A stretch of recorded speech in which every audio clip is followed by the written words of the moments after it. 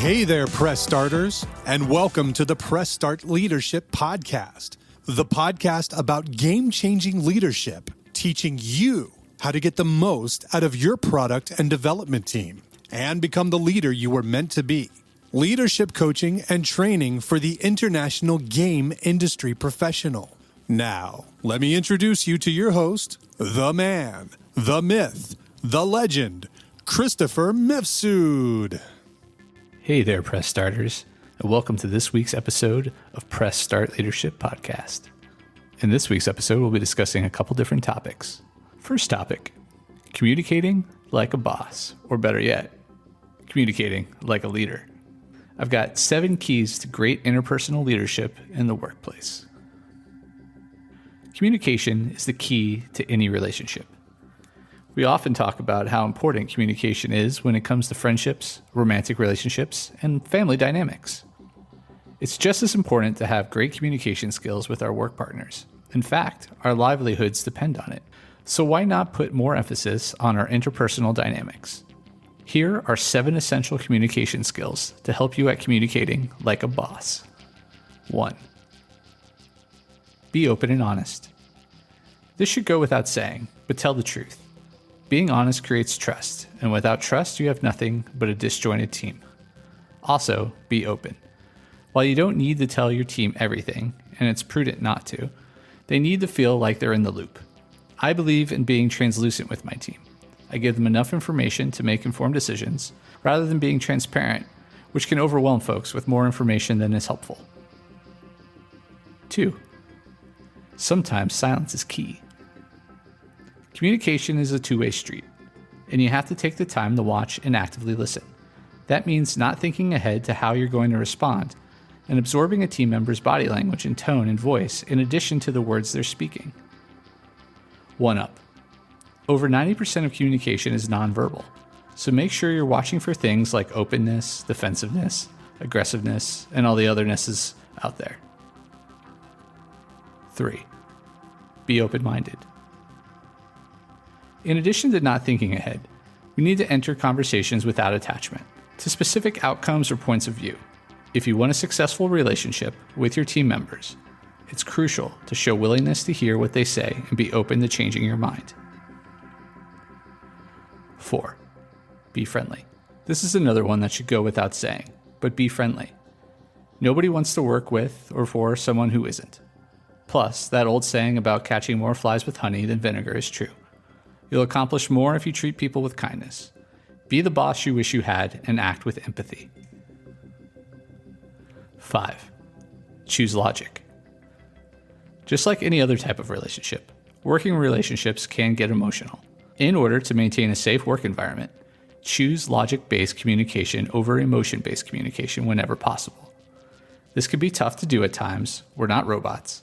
So if you find yourself getting emotional, hit pause on the conversation and come back to it later. 1 up. Factually led arguments tend to win in contention with emotionally led arguments, so make sure you've done your research before heading into a big chat. 6. Speak with confidence. You're more likely to persuade somebody to see and even adopt your point of view if you speak with confidence. Said differently, people are more likely to believe you if you believe yourself. 1 up. For an extra boost of confidence, change your body posture. Holding your body in a power pose can literally change the way you think and feel about yourself. 7. Give positive, constructive feedback. When it's appropriate, give feedback, and always make it positive. Constructive criticism isn't usually particularly constructive, and radical candor can be an excuse to, pardon my French, be an asshole. The best way to help someone grow is to be giving, open, and keep it positive. We spend the majority of our days with the people we work with. It's time to treat them like people we spend the majority of our days with, and put the effort into communicating honestly, succinctly, and with an extra dose of empathy. Your work life will thank you for it. Do you have any tips for communicating like a boss? Let me know. I would love to hear your thoughts in the comments below.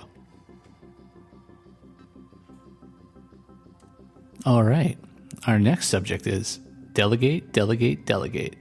Did I mention delegate? Delegating is one of the most important things you can do as a leader.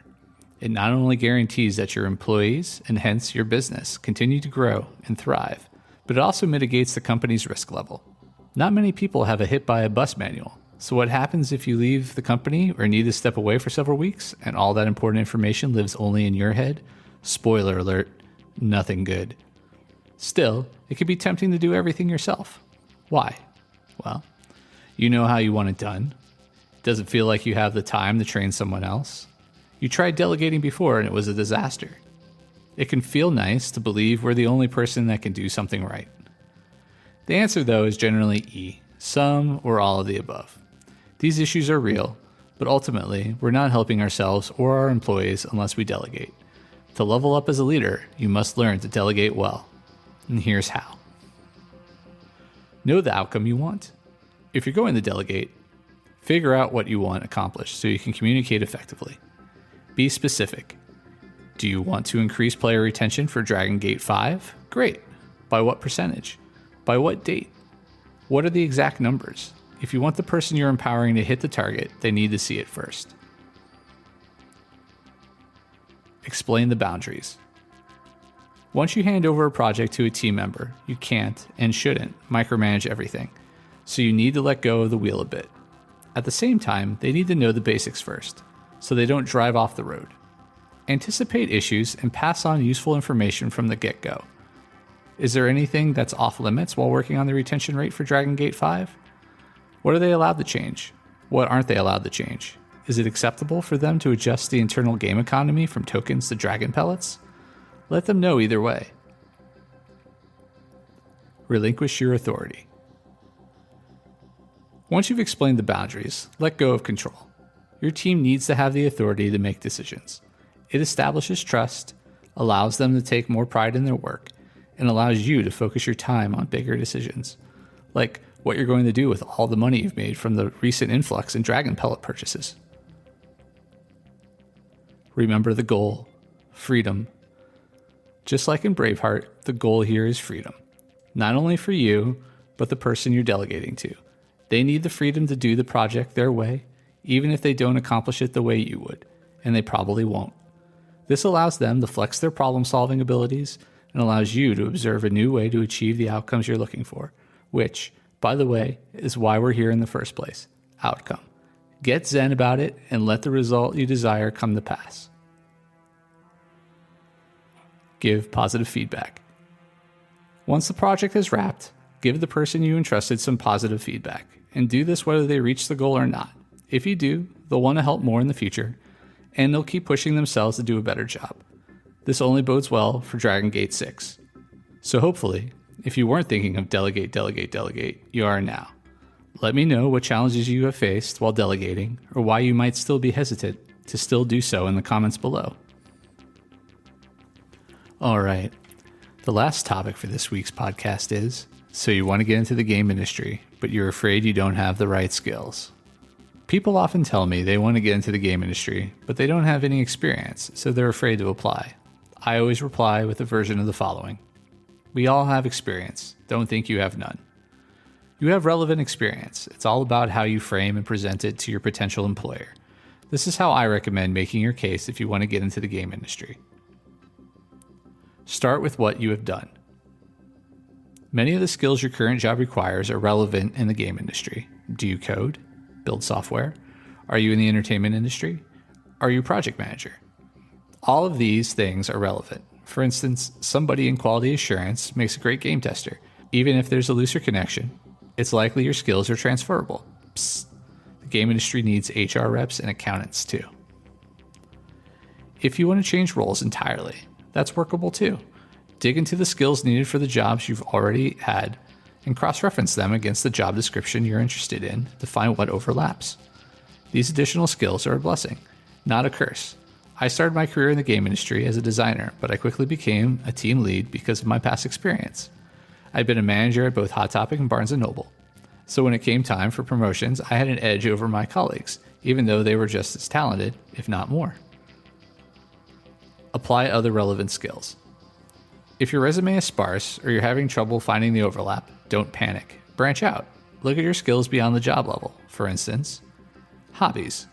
Do you lead a youth ministry or a scout troop? Guess what? You have experience leading a cross-functional team. Do you have 1 million followers on social media that you don't pay for? You're probably a perfect fit for the marketing and retention team. Trend spotting? Do you work in a comic book store or perhaps a retail shop? If so, you're probably good at keeping up with culture, current trends, and customer service. There are plenty of roles you'd be a great fit for. Gaming. Most people want to get into the game industry because, duh, they love video games. So why not bring them up? What level is your summoner in League of Legends? Do you lead a raiding guild in World of Warcraft? These things require dedication, cooperation, critical thinking, and most importantly, a passion for games. Plus, you'll get a bonus if you reference a game that the company you're applying to actually makes. Last but not least, set your expectations. Like with any career move that's not vertical, getting where you want may take some time. If you're looking for a fresh start in a new industry, don't expect an instant money grab. Time and experience don't always transfer one for one, and you may have to take a step down before you step up. I think of it as going back to a previous checkpoint versus going all the way back to the beginning of the game. Also, keep in mind, if you're looking to change careers completely and want more hands-on training, you're likely to get more varied experience working at a startup. It's much harder to move around at an Ubisoft or an EA Games, although you can still learn a lot and ask questions at a bigger company. Overall, if you're interested in joining the game industry, you absolutely can. Just press start and take it a level at a time. Let me know your story. Are you trying to get into the game industry? Are you already in the game industry and got here by unconventional means? Share it in the comments below. Thanks. All right, and that's this week's episode of Press Start Leadership Podcast. Thanks for joining us this week and being a press starter. Let me know what you think in the comments. And remember, stay awesome. If you haven't downloaded my free ebook, 5 Heroic Leadership Skills, click on the link in the description. Tune in next week for your next episode of Press Start Leadership Podcast. Thank you.